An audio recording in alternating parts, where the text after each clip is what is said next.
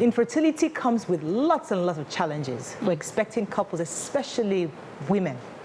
So we're going to be having two special guests join us on the show. Are two women who'll be sharing their own different experiences and also lay emphasis on how spouses, families, and society at large can help women during this trying period. So we have two guests joining us for this conversation. Catherine Abagun, the author of The Waiting Room, and Bolatito Adebayo, who's going to talk about her experience with IVF. Let me start with Bolatito. How did you and your spouse come about the agreement on IVF, and what exactly was the process like? Share your experience with us. My husband and I waited for 7 years before we had our child, and after going for series of tests, going from hospitals to hospitals, religious house to the other, prayer centers to the other, my doctor now told us that it is better we try an IVF. My husband and I decided to pull the funds together and go for IVF. And we were lucky. Our first IVF came through for us, and we had a son. You waited 7 years before you finally went ahead with IVF. There might be a young couple watching you now, and they're a year or two into their marriage. How long would you advise them to wait before they go and get like IVF?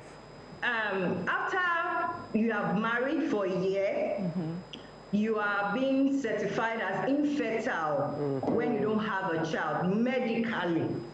So if you are married, I will advise immediately you are married and a year you don't have a child, you should seek medical help. And my gynecologist also said it also depends on your age. If you are much older, if you have been having regular sexual intercourse for 6 months and you are not having children, you should go seek medical help. Let me bring in Catherine here. Catherine, I know your story was a bit different. You had the option of adoption, which you took, and I'd like you to share your thoughts on that, or your story, your experience with us before we then move on.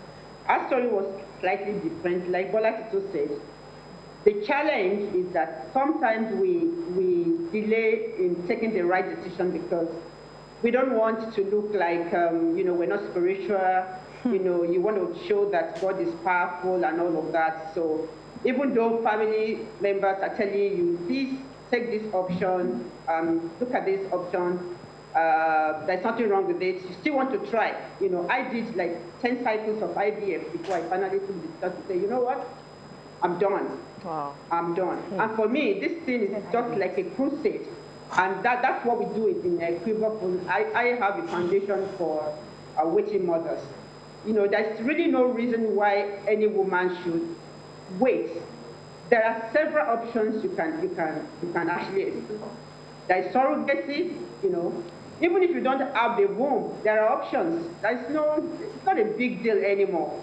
And the challenge that women have is most times men are not supportive.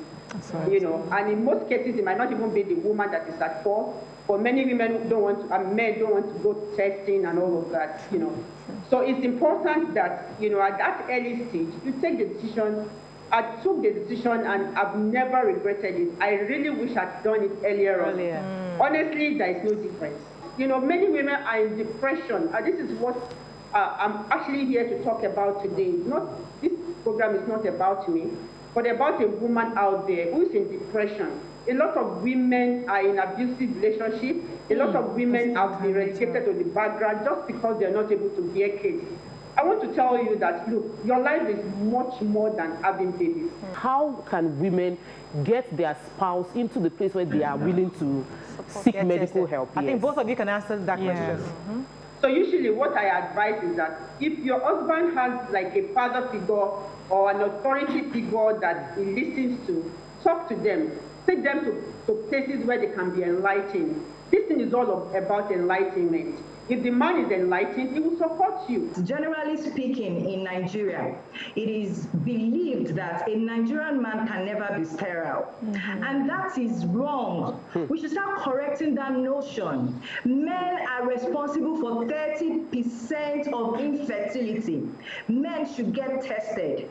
And mother-in-laws should stop pressurizing the wives. Their son also might be responsible for that infertility. So you cannot just say because of you are a man, you can impregnate any woman. Right. You might also My have some cameraman doesn't agree with you. He's shaking his head like